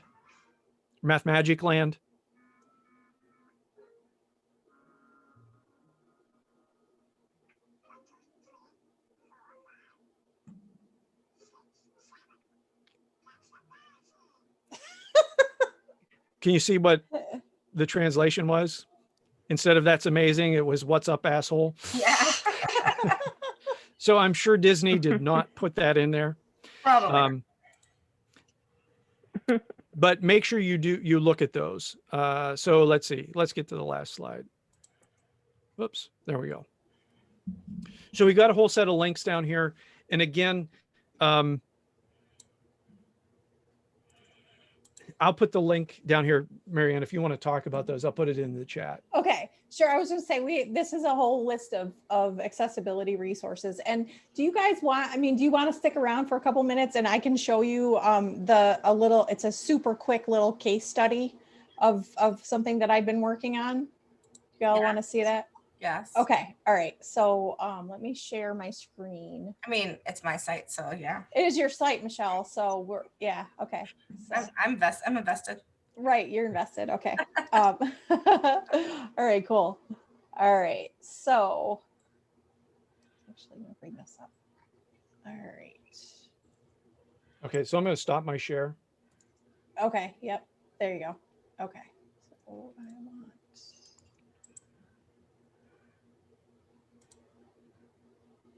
Okay. Can y'all see my screen? Yes. Yes. Okay. So this is the website for underrepresented in tech, which Michelle has and Allie have been working on creating this great website. And what she asked me to you asked me to help you with a couple things on it and do some accessibility checking. And the one thing that, you know, I was going through, and this site is built on Divi. It's a page builder framework for WordPress. It's very powerful. It's very similar to if you're using Elementor or WP Bakery or whatever, you know, it's another one of those page builders that you can build things with. And generally it outputs pretty good code, but there are some drawbacks that that I have struggled with trying to get to be fully accessible to standards that you know, that I would be comfortable with putting out there. So the one big thing that I got the site working for her. And actually, so this is, if you can see, you can't tell where you see where there's a little black box around the submit profile. So right now, there we go. Now I'm back up in here. So I'm using my keyboard, which is another great way to test your site for accessibility. Can you use a keyboard to clearly tab your way through the site? Because a lot of people, that's a way a lot of people use websites. And what was the one thing that Divi fails in is it can't, I was able to get a square around the menu there, but generally you want to hit a menu like that and you either want to hit the enter, which now it's working now, but it's before, this wasn't working at all. Like it was tabbing right past the drop down menu here. And Michelle, I think either you or Allie's done some work on it because it wasn't working at all before. But anyway, so that was kind of the technical problem, and I couldn't get that to be navigable with a keyboard. So you couldn't navigate the page, or you couldn't navigate the website from the menu with a keyboard, and the screen reader wasn't reading it. So I came up with a solution, and it's a plugin solution. So I didn't have to do any, you know, crazy coding or anything. I ended up finding a plugin that outputs accessible code. And there's some great resources out there that people who are doing this every day that are building, you know, building software that's accessible for us to use. So this is on the dev site. One thing that we reload. Okay, so if I'm just gonna take my chances and reload the page here, Michelle. Okay, there we go. So number one, I added it worked. I added a skip link, which is something that is useful for folks if you're using a keyboard that you have this. It's usually hidden by JavaScript until you tab to it. But what it does is it creates a link on every page that if somebody doesn't want to listen to or tab through all of the navigation items on the page, they can go to that skip to content and hit enter, and it'll go right down to the meat of the main content of your page. So that's one really good, you know, a good idea to add to your site, to have your skip link. You could search for skip link. There's a link in the end on how to do it. There's lots of different ways to do it. So next part is tabbing through the site. So I can get to that first link. That's the home link. That's the logo. And then, so this is now the new menu. So I can hit return and I can hit escape to close it, or I can use the space bar and to close it. And those are two ways that are kind of universal ways to use the keyboard to navigate the site. So if now before I couldn't get to any of this with the keyboard. So now I can tab through those things, hit enter to follow a link if I want to, or just keep tabbing. I can keep tabbing. So now I can get through the whole, all of the navigable items on the website. But that's one thing that to check to make sure that your navigation actually works with assistive technology, whether it be a keyboard, whether it be are your links are they tall enough to tap on a mobile phone. So the WCAG 2.1, you know, the standards say that all of your links on your mobile device should be, it's 42 pixels, I believe. So it's got to be 42 pixels high, and that's the minimum size that somebody can comfortably tap on. So if you'll notice, like some of the mobile apps that you use, the ones that you like to use, the ones that they usually have, they meet those standards because it's easy to navigate around them. So kind of the same idea for the website. And for me, that's a big thing because I like to use the keyboard if you're comfortable with it, to tab through, and this actually made it work. And a lot of times, like if you have a Divi site and you have a mobile menu like this, you may not have any errors on your website. It may be all coded correctly, but the usability of it. So the web aim checker there is going to check your site. It's checking against an API of the code to see if your code meets those standards. So if the code can meet the standards but may still not be fully accessible because, like here, I couldn't get to the menu using assistive technologies. So these are just some things like you can meet those standards, but also do a little bit of usability checking. You know, there are great ways, just like even if you keyboard check your site, like hit the tab key when you load your site and see how you can get through your site. And maybe like we could do another session on all of these tools, Trevor, too. Like I could talk about the Divi accessibility, WP accessibility tools. There are some great plugins out there now that you can add to like every site as you're building them, that you can put them in to give extra, put in those settings, you know, like to add the skip link, add the color around your links as you're tabbing through. So if you tab through some on the original site before this was fixed up, I was tabbing through the site and none of the links had a bounding box, so I didn't know where I was on with a keyboard. So that gave me it can give you, the accessibility plugin can give you settings on what color to make that bounding box to make it visible. Just little tips like that. So WordPress, in the WordPress space, they're working on even the Gutenberg on the block editor, that it started out not so accessible, but they've really come a long way with getting that back end editor more accessible so that folks who use assistive technology can build web pages. It's not perfect yet. And there's still some issues with it, but they've come a long way since 2018 when the block editor was first released.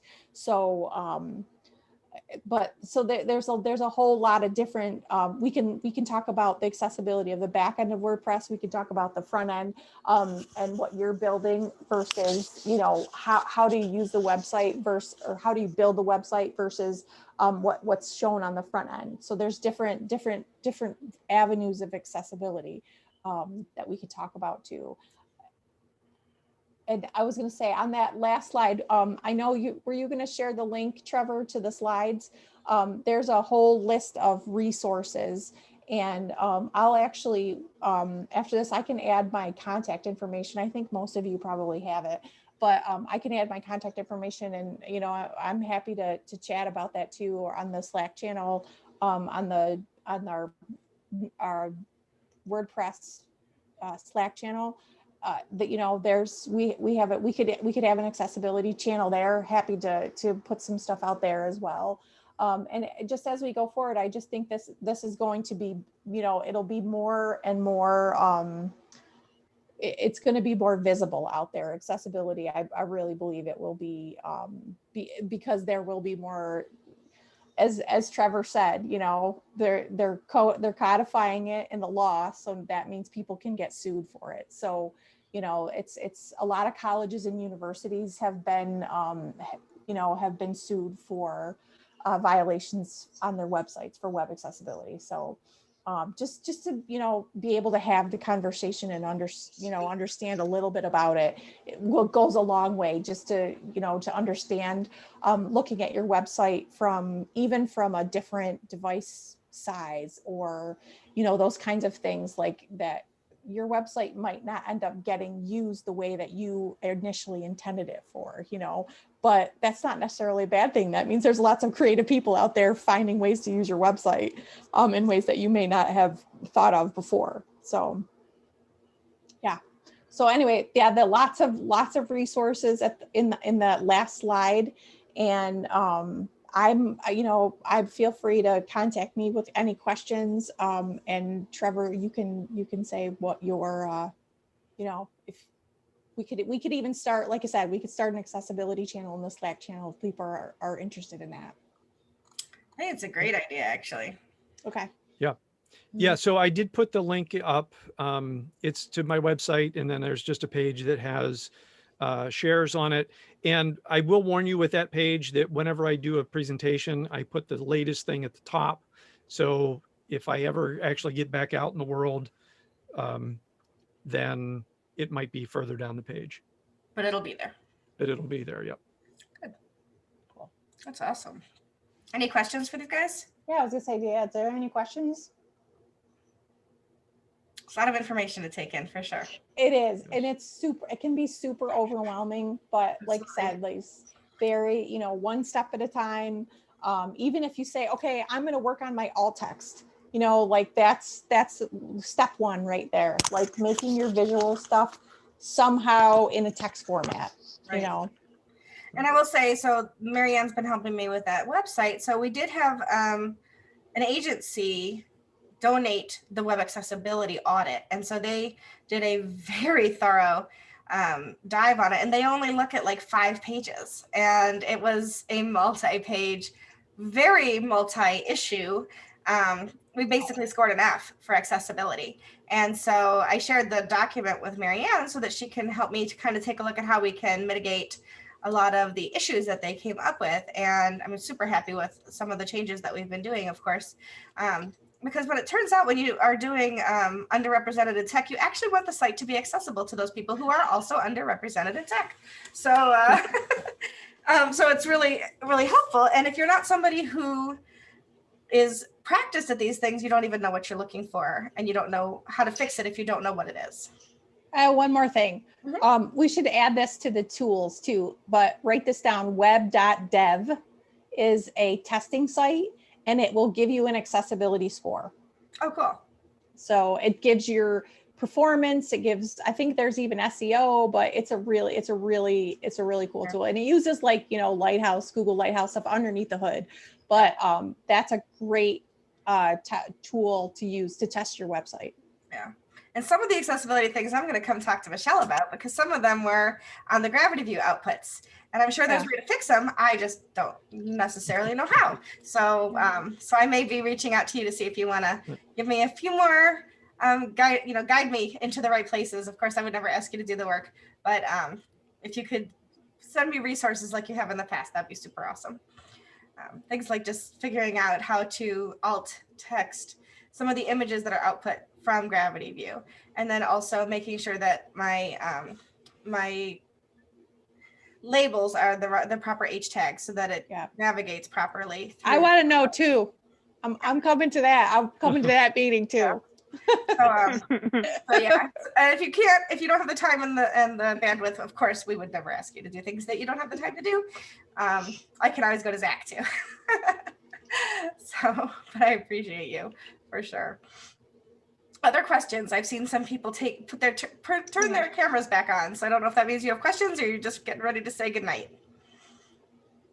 Actually, one of my big interests in this particular topic is I have a client who has a pretty decent sized insurance agency here in the area, and they're an industry that's getting targeted by lawsuits. And we're going to redo his website. We're going to rebuild it. It's time for a redesign anyway. And I'm starting to look at, and I think I mentioned this briefly in my Facebook comment when I found out this was the topic. I need to rethink my whole approach in certain aspects, because I use certain themes, I use certain page builders. I really try to limit the amount of plugins that I use. So I'm starting to investigate, okay, what themes are legitimately accessible, even though they say they are, doesn't mean they hit all of those points. So do you have any experience or any insight on themes to point me in the direction of? I'll add the link there. I was just looking at a website tonight that had a list of like 95 accessible WordPress themes.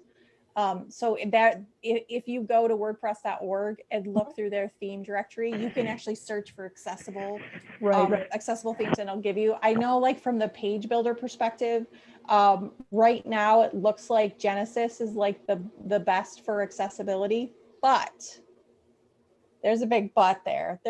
It's all about like building from the ground up, like knowing that you want to have an accessible website. So you can do it with any of them. It's just about, you know, how you're gonna have it output. But so the if you use Divi, that solution, like I came up with that solution with using that other plugin to build my menus with. And I feel like for me, that's a great solution because then I can build a custom global header and use it everywhere, you know? So there are ways with other page builders. If you're already invested in one, you can find, you can find different things to help it along to get it to where you want it to be.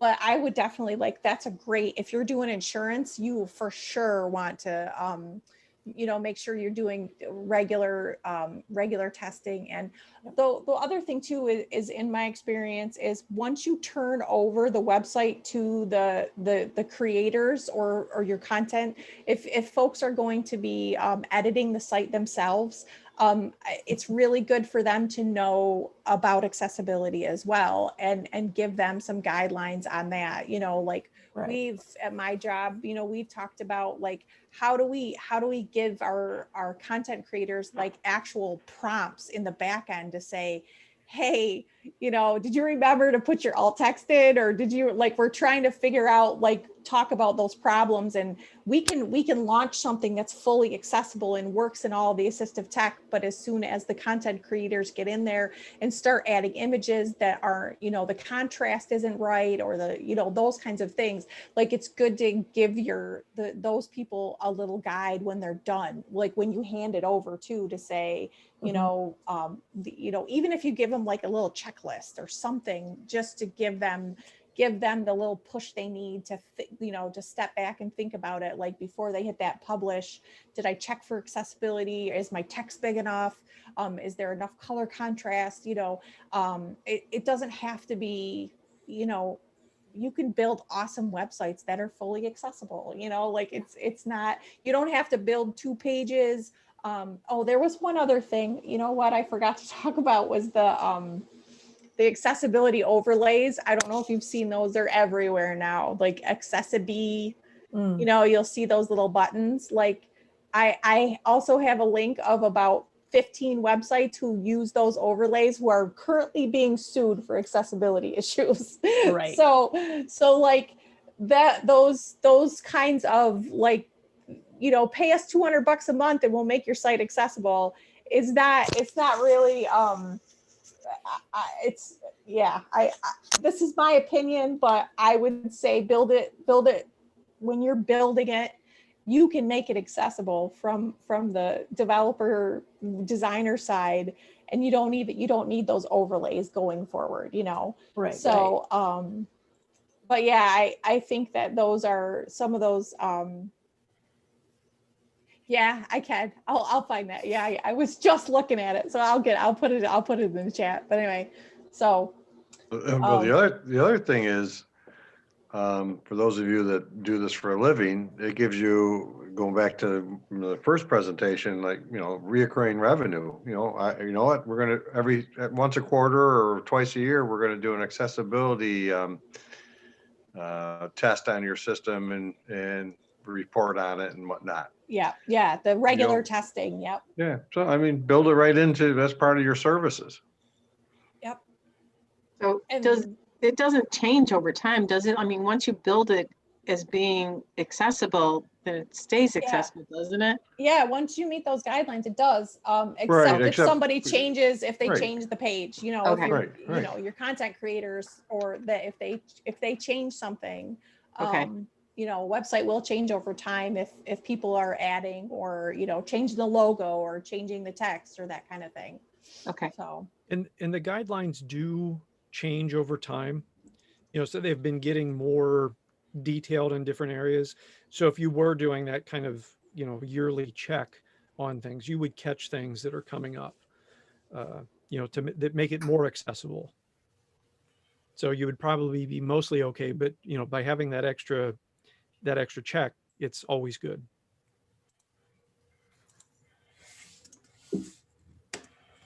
Oh, here's a good one. I just found this one. I just found one from 2019. The top Yeah. one was Beyonce. Yeah. Oh, the other one, the Domino's pizza. I mean, Yep. that's the biggest Right. one. Yeah. Fox News, Yeah. Burger King, Nike, Blue Apron, CVS, Hobby Lobby, Harvard. Interesting. And those are a couple years old, but still. Yeah. That's not the one. I'll find that. I gotta find that list for you. But yeah, and a lot of people have said that the Accessibility company, which I don't know, I don't have any experience with them, but some people are kind of calling that they are scamming people, like they're selling something that they're not really delivering. So just beware, buyer beware, kind of thing. Yeah, Marianne, I'm not part of the group. Do you mind if you can message Trisha? Yeah, of course, absolutely. That would be awesome, because I'm going to talk to her tomorrow. So yeah, she mentioned that you guys were going to chat. Yes. I get asked this question all the time, because for Shopify, it's the same thing. We constantly get people, and I'm like, and I have gone around in circles saying how terrible these apps are, and that it's really funny because they only help the people who don't need it, not the ones who do. And so being able to show that link would be amazing. Okay, I will find it for you, because I was just looking at it like a half hour before we started tonight. So I'll go dig it out. Yeah, sure. And if we do make any changes to that that presentation, they will show up in the link. So yes, So Marianne and I both have kind of a live link that we can edit things.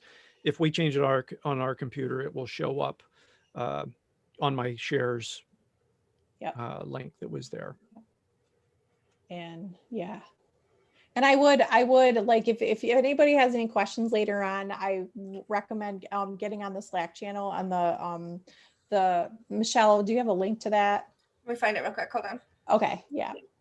So I can invite you, Amy, too. Okay, thanks. You guys are awesome for, sticking around so long tonight. Thank you. Oh, great. Well, I always learn something, so it's always worthwhile, and you put a lot of time and effort into it. So thank you to Trevor for that. Awesome. He's got such a good talk. It's good. Yeah, that's fantastic. I just keep adding to it. I keep every time I go through. We could do this all day. I do this all day. Like Right, this is what so. Well. Thank you. I'm going to stop the recording now, just so that we can. Okay.